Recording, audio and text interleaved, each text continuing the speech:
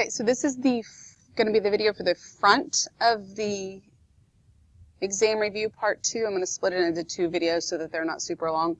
So this will just be the front, and then the back of the review will be on the second video for this. All right, so number 1 says, the graphs of y equals 3x plus 2 and 6x plus ky are parallel. What is the value of k, and show your work? So if they are parallel, that means their slopes are the same. So here in this one, the slope is 3, and I need to figure out what the slope is here. So if I put that in y equals mx plus b, I'm going to subtract 6x from both sides and end up with k times y equals negative 6x plus 8. Then I'm going to divide everything through by k so that I get y equals negative 6 over k times x plus 8 over k. So the slope of this one is negative 6 over k. The lines are parallel, their slopes are equal, so 3 equals negative 6 over k. You can multiply both sides by k to give me 3k equals negative 6. Divide both sides by 3, k equals negative 2. That's what I'm looking for. I'm done. Number 2, in the diagram, A is parallel to B. Line T is the transversal, so these are parallel. Measure of angle 1 is 97.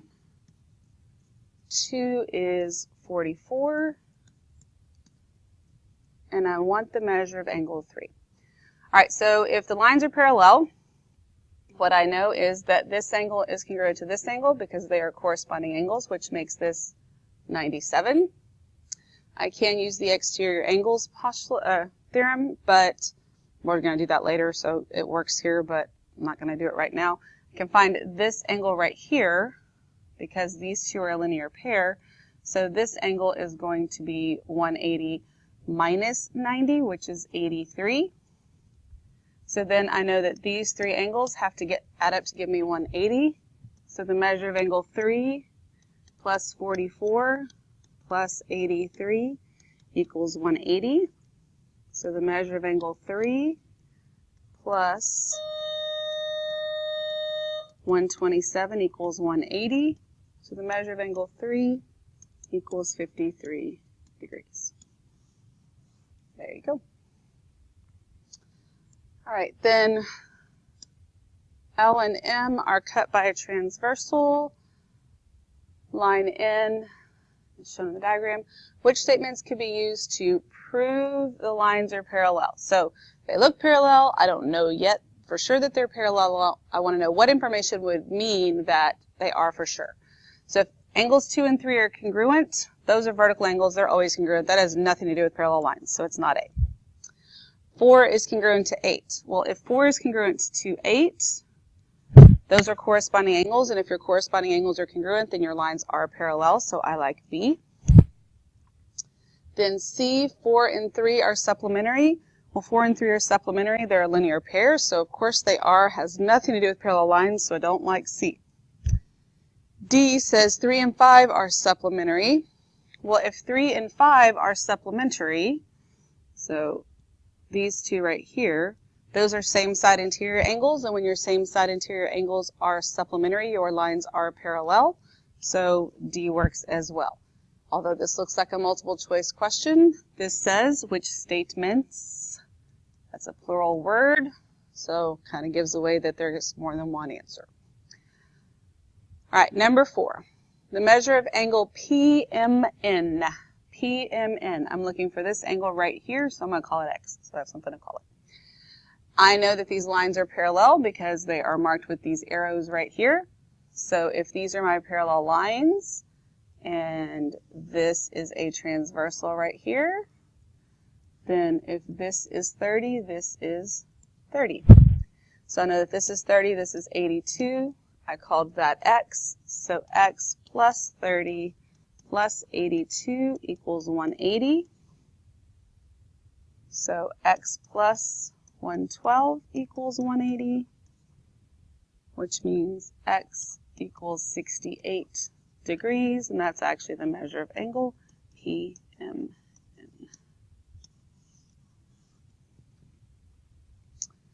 All right, so then we're going to state whether the lines are parallel, perpendicular, or neither, which means I need to look at their slopes and their y-intercepts. So different ways to do it. The easiest way for most of you, I think, the way you're going to do it anyway, is to put them in y equals mx plus b. So I will start with this one right here. And this, when I move 12x over, I'm going to get negative 4y equals negative 12x minus 10. Divide everything through by 4, so y equals, by negative 4, y equals 3x plus 10 over 4, which is going to be 5 over 2. So there's that equation. Then this one, when I move this x over, it's going to give me 3y equals negative x plus 7. So then I divide everything through by 3, y equals a negative 1/3 x plus 7/3. So when I look at the slopes of these two lines, they are negative reciprocals of each other. Therefore, they are perpendicular. You can say slope. Oh.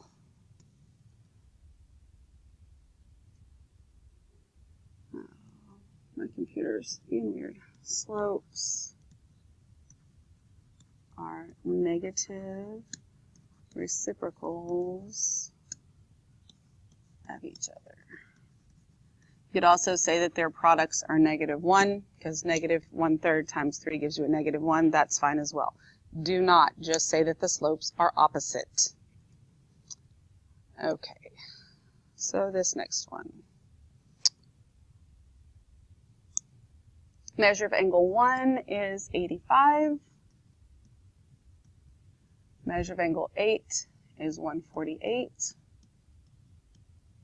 And I want to find the degree measures of each angle. So there's a lot of things I need to find.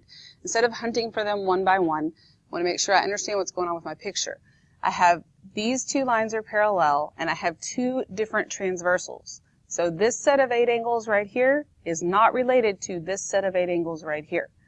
So the safest thing to do might be just to kind of ignore the bottom one first and just look at what's going on up here. So if this is 85 degrees, right? These angles here are corresponding, so they're congruent. These are vertical, and then these are corresponding, or you can look at them as vertical. So all 4 of these angles all have to measure 85 degrees. So I'm going to go back over here. They asked me for angle 3. That's 85 degrees. I don't have a whole lot of room to label it on here. And then 9 and 11, they asked me for 9, so that's 85 degrees also. So then I can look at, well, if this is 85, then I can find the measure of angle 2. Okay, so this is 95 degrees, right? So everything, all the rest of these have to be 95 degrees. So that's 4, 10, and 12. Well, 2, 4, 10, and 12. So this is 95 degrees. 12 is one of them. That's 95 degrees. And then 4 and 10, they didn't ask me for those. So then I'm going to move on to my second transversal. These are vertical angles here. They're congruent. These are corresponding, vertical again. So all 4 of these have to be 148. So that's 14. And then 15 is not 148. I only have one left. So if this right here is 148, subtract from 180 to get this one, and that's going to give me 32 degrees. It's easiest just to get on there and start labeling things. The pictures shouldn't be this tiny, so you could actually have room to label. Okay. All right, over on the right-hand side. Find the value of each variable, show all of your work. All right, I know my lines are parallel. These are same side interior angles. Same side interior angles are supplementary. So that means that they're going to add to give me 180. So x plus 44 plus 98 equals 180. So that gives me x plus 142 equals 180. X equals 38. They only asked me for x. They did not ask me to plug it back in, so I am done. On this one, these lines are parallel. These are alternate interior angles, which means they're congruent. So 3y equals 2y plus 32. I subtract 2y from both sides. Y equals 32. Always make sure and reread the question. Make sure you weren't supposed to plug it back in, which in this case, we were not. So on this one, just like the other one that had a whole bunch of different answers here, I'm just going to start labeling things and find everything I can find. So measure of angle 3 is 40. 2 is 117. And I want the other ones pretty much, so might as well just find them all. I've got that these lines are parallel. So if these are parallel and this is a transversal here, these are alternate interior angles. So if this is 40, this is 40. And then I can look at a linear pair here. So if that's 40, that makes this 140. If this is 117, then that makes this 63. This is also a transversal, so these are alternate interior angles, which makes this 63. Then I can find angle 7 a couple of different ways.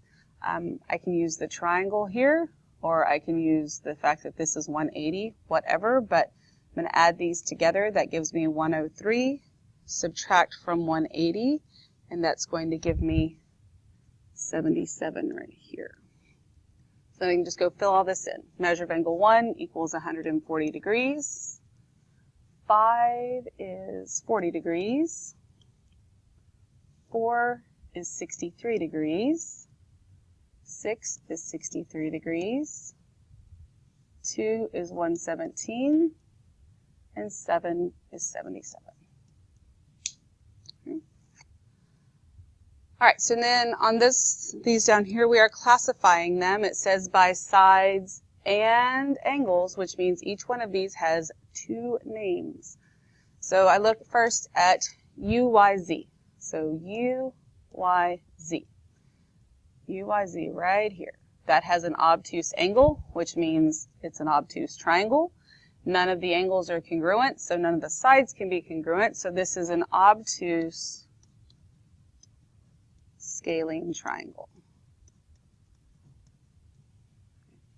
Then I'm going to look at UWZ. UWZ has a right angle, which makes it a right triangle. It is not isosceles because those are not congruent, so it is scalene also. So this is a right scalene triangle. BCD. BCD, right, it is a right triangle. These are congruent, which makes the sides congruent, which makes it isosceles. So this is a right isosceles triangle, or an isosceles right triangle. Then YXU,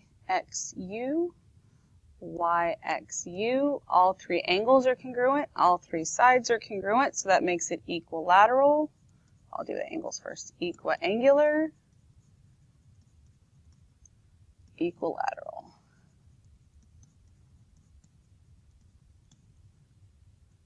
So then I have ADB,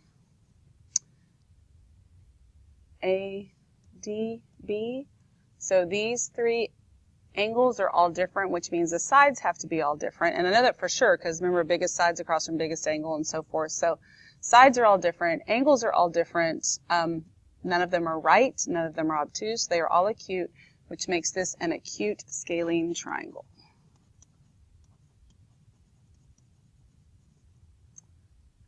So then I have UXZ. UXZ is this triangle right here. So this angle's 40, this angle's 60, this angle's 20 and 60, which is 80. So again, none of the angles are congruent, so the triangle is going to have to be scalene. They are all acute, so this is an acute scalene triangle.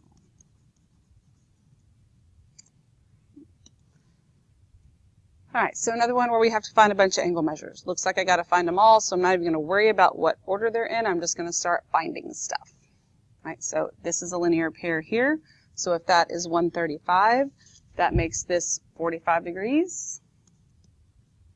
These are vertical angles, so if this is 75, this is 75. This is a linear pair, which is going to make this 105. And then I could use some exterior angle rules here, but we'll talk about those in just a minute. I think most of you probably wouldn't do that anyway. If I add these together, subtract from 180, I'm going to get 60 here. Add these two together, subtract from 180, I get 89. This is a linear pair, makes that 91. So go fill in all of my blanks. Angle 1 is 60 degrees. Angle 2 is 105. Angle 3 is 89. Angle 4 is 75. Angle 5 is 45. Angle 6 is 91. There are all my angles.